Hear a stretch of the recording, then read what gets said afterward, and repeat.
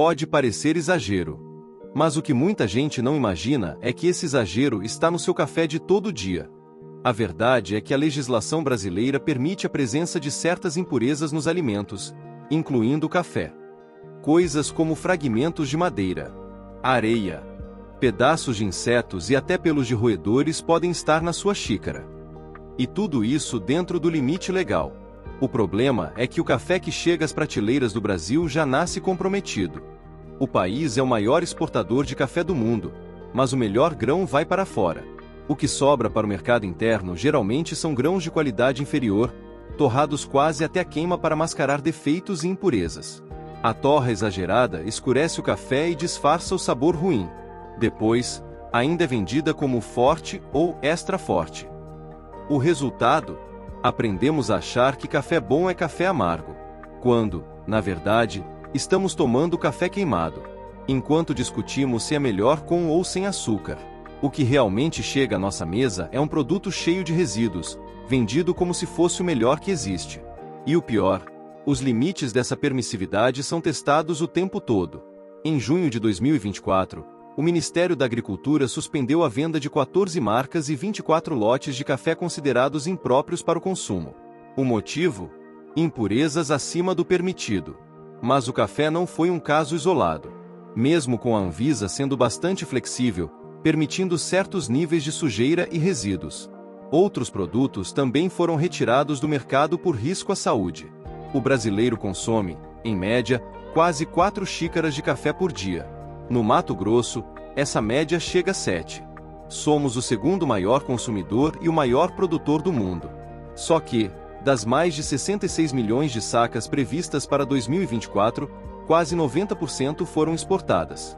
Ou seja, apenas 10% ficam no país, e são justamente os grãos de pior qualidade. Poucos brasileiros sabem diferenciar um bom café de um ruim. Muitos acreditam que o café mais escuro é o mais forte, mas isso é um mito. O sabor e o aroma estão ligados à torra e à qualidade do grão. Quanto mais curta a torra, mais claras e equilibradas são as notas de sabor.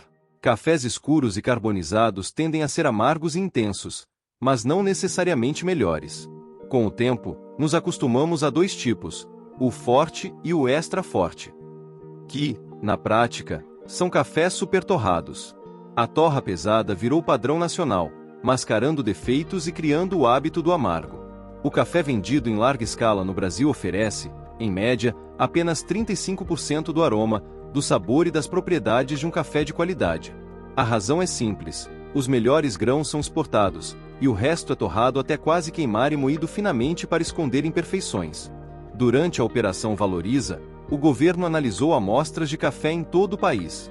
Encontrou níveis assustadores de impurezas, cascas, paus, milho e até areia.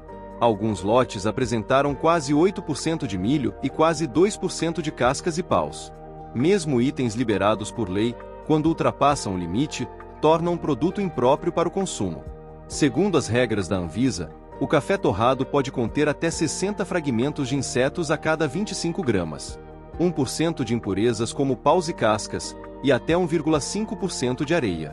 Isso significa que, em um pacote de 500 gramas, até 5 gramas podem ser sujeira, e tudo dentro da norma. Mas não é só o café. A RDC 14, que define os limites de impurezas, também regula produtos como molhos de tomate, chás e temperos. E, em todos eles, há permissões para insetos, fragmentos de roedores, excrementos e fungos, desde que dentro do padrão aceitável. Nem sempre os fabricantes respeitam esses limites. Em 2023, uma grande marca de alimentos foi suspensa por falhas de higiene e uso de corante vencido. As inspeções encontraram problemas graves de produção e falta de controle de pragas. Outra marca muito conhecida, de detergentes, também teve lotes recolhidos em 2024 por risco de contaminação biológica. O problema não está apenas nos alimentos, mas em produtos que usamos diariamente. Casos ainda mais graves envolvem fórmulas infantis. Em janeiro de 2024, 6 lotes de uma marca internacional de fórmula para bebês foram proibidos no Brasil. O motivo foi o risco de contaminação por uma bactéria perigosa, capaz de causar meningite em recém-nascidos e até levar à morte. Pouco tempo depois, suplementos probióticos também foram suspensos por conter partículas estranhas. Esses casos mostram que, apesar da fiscalização, ainda há falhas sérias. Mesmo quando há recolhimentos, quem sai perdendo é o consumidor, que continua sem confiança e sem saber o que realmente está levando para casa. Diante de tantos descasos, fica difícil acreditar que os produtos que consumimos sejam realmente seguros.